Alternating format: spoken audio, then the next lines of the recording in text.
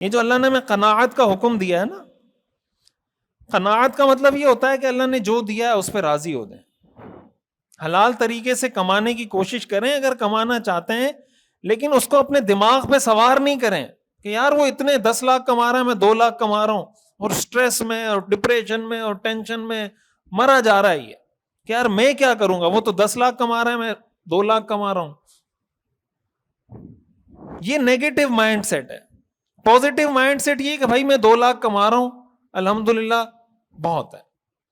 ہاں میں 10 لاکھ کمانا چاہوں کما سکتا ہوں، کام کریں، دماغ کو پازیٹو رکھیں. حدیث میں آتا ہے رسول اللہ صلی اللہ علیہ وسلم یہ دعا کیا کرتے تھے، اللہم قنعنی بما رزقتنی وبارک لی فی، اے اللہ جو تو نے مجھے رزق دیا مجھے اس پہ قناعت نصیب فرما اور مجھے اس میں برکت عطا فرما. آج ہمارے نوجوانوں کا سب سے بڑا مسئلہ یہ، نوجوانوں کا بھی اور والدین کا بھی.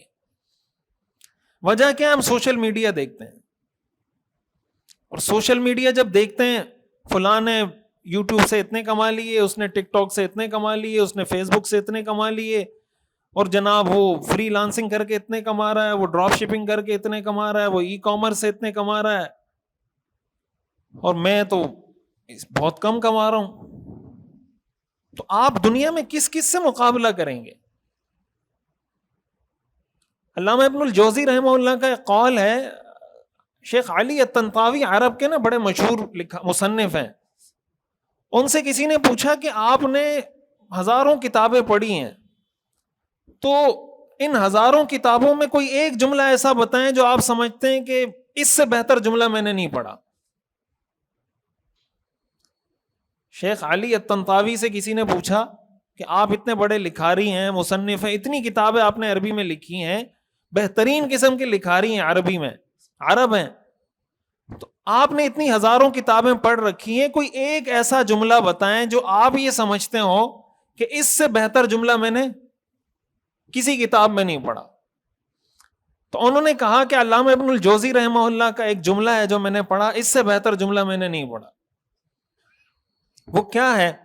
انہوں نے لکھا ہے کہ دنیا کے لیے اتنی محنت کرو جتنا دنیا میں رہنا ہے، اور آخرت کے لیے اتنی محنت کرو جتنا آخرت میں رہنا ہے. دنیا کے لیے اتنی محنت کرو، اتنی ٹینشن لو جتنا دنیا میں رہنا ہے، اور آخرت کے لیے اتنی محنت کرو اور اتنی ٹینشن لو جتنا آخرت میں رہنا ہے. اور یہ بات یاد رکھو کہ اللہ کے ذکر کے بغیر دنیا کسی کام کی نہیں، اور اللہ کی مغفرت کے بغیر آخرت کسی کام کی نہیں. اب یہ کہ انسان دنیا میں زندگی گزارے اور اس کا یہ پتا ہو اس کو کہ بھائی میں نے مرنا ہے، مرنے کے بعد جنت ہے، اور جنت اگر میرے اعمال ٹھیک ہوں گے میں نے جنت میں جانا ہے، اور اس کی ٹینشن اور اس کی جو ڈائریکشن ہے وہ آخرت کی طرف ہو. تو دنیا میں اگر اس کی تنخواہ 2 لاکھ ہو تب بھی سکون میں ہوگا، 10 لاکھ ہو تب بھی سکون میں ہوگا، 50,000 ہو تب بھی سکون میں ہوگا. سکون کا تعلق 2 لاکھ 10 لاکھ 50 لاکھ 1 کروڑ کے ساتھ نہیں ہے. سکون کا تعلق اس دماغ کے ساتھ ہے. آپ اپنے دماغ کی ڈائریکشن سیٹ کریں، آپ خود سکون میں آ جائیں گے. اور یہ اسلام ہمیں سکھاتا ہے. حضرت مصعب ابن عمیر رضی اللہ تعالی عنہ بڑے مشہور صحابی ہیں، اور یہ اتنے مالدار تھے. ان کے بارے میں آتا ہے کہ جب یہ مکہ مکرمہ میں کسی گلی سے گزرتے تھے نا، تو گھر میں بیٹھے ہوئے لوگوں کو پتہ چل جاتا تھا کہ مصعب ابن عمیر یہاں سے گزرے. خوشبو، ان کی خوشبو کی وجہ سے اتنی قیمتی خوشبو لگاتے تھے. کسی رستے سے گزرتے تھے تو کئی گھنٹے تک گزرنے والا وہاں سے بتا دیتا تھا کہ یہاں سے مصعب ابن عمیر گزرے ہیں. اتنا ان کا جو اسٹائل تھا، ان کا جو لباس تھا، ان کے جوتے، ان کی خوشبو، ہر چیز بہت، جس کو آپ آج کی زبان میں کہہ سکتے ہیں کہ برانڈڈ چیزیں استعمال کرتے تھے. جب مدینہ منورہ ہجرت کا حکم آیا، آپ علیہ الصلوۃ والسلام یہ قرآن کے قاری تھے بہت زبردست، آپ نے ان کو مدینہ بھیج دیا کہ مدینہ میں جا کے لوگوں کو قرآن سکھائیں. انہوں نے سب کچھ چھاڑ کے مدینہ چلے گئے. مکہ چھوڑا، اپنی زمین چھوڑی، گھر بار چھوڑا، یہ سارا لائف اسٹائل چھوڑ کے وہاں چلے گئے. غزوہ احد کے اندر یہ شہید ہوئے ہیں، حضرت مصعب ابن عمیر رضی اللہ تعالی عنہ.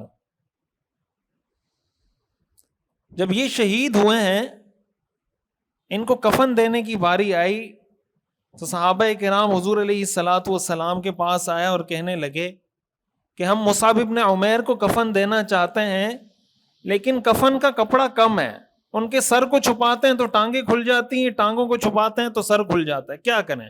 مسئلہ کیا ہے شریعت کا, سر کو چھپائیں یا ٹانگوں کو چھپائیں؟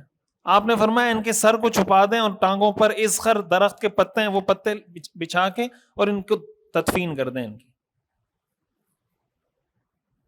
ایک طرف ان کا وہ شاہانہ لائف اسٹائل دیکھیں, دوسری طرف یہ موت قسمہ پرسی کی دیکھیں کہ کفن کا کپڑا بھی نصیب نہیں ہو رہا, لیکن وہ اس شاہانہ لائف اسٹائل میں بھی سکون میں تھے اور اس اسٹائل میں بھی سکون میں. نہ ان کو وہاں بے سکونی تھی نہ یہاں. اگر بے سکونی ہوتی تو مدینہ کیوں آتے؟ کیا خیال ہے؟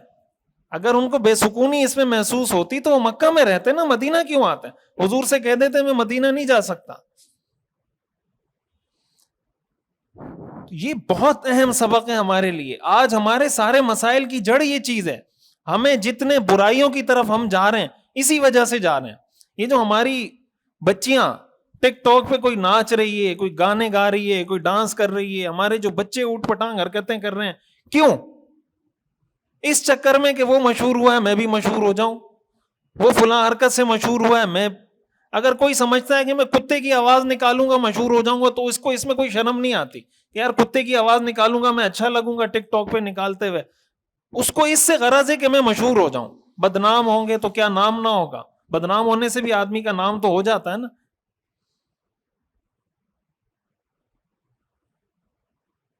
پھر ہمارے ہاں کیا ہو رہا ہے بھائی, فلاں کی ویڈیو لیک ہو گئی, آج فلاں کی ویڈیو لیک ہو گئی, آج فلاں کی ویڈیو لیک ہو گئی.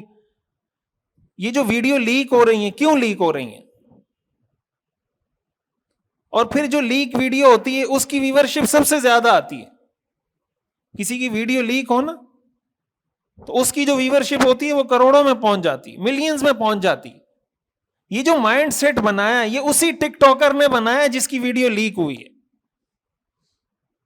یہ جب ہم اس ٹک ٹاکر کو سمجھا رہے تھے کہ ڈانس نہ کریں, ناچے مت, گانے مت گائیں, فحش گوئی مت کریں, بیہودہ گفتگو مت کریں, بچوں کی تربیت خراب مت کریں, اس وقت تو سمجھ نہیں آ رہی. اس وقت وہ کہتی ہے ڈانس تو ایک آرٹ ہے, گانا گانا ایک آرٹ ہے, یہ بیہودہ باتیں کرنا ایک آرٹ ہے. جب ویڈیو لیک ہوئی تو جب جس بچے نے یہ ساری چیزیں دیکھی ہوں گی اس کی اچھی تربیت ہوئی ہے. جب وہ ڈانس بھی دیکھ رہا ہے, گانے بھی دیکھ رہا ہے, ناچ بھی دیکھ رہا ہے, اور بیہودہ گفتگو بھی سن رہا ہے, فضول ڈرامے بھی دیکھ رہا ہے, فلمیں بھی دیکھ رہا ہے, اس کا مائنڈ سیٹ تو یہی بنا ہے کہ اسی طرح کی چیزیں دیکھنی ہے. اور انہی چیزوں نے یہ مائنڈ سیٹ بنایا. اب انہی چیزوں کی وجہ سے یہ مائنڈ سیٹ بنا. پھر جب ویڈیو لیک ہوئی وہ تلاش کرنے لگا تو لوگ کہتے ہیں ہماری قوم بہت خراب ہو گئی ہے. یہ دیکھیں لیک ویڈیو کے پیچھے پڑی ہوئی ہے. لیک ویڈیو کے پیچھے تو آپ نہیں پڑھایا ان کو,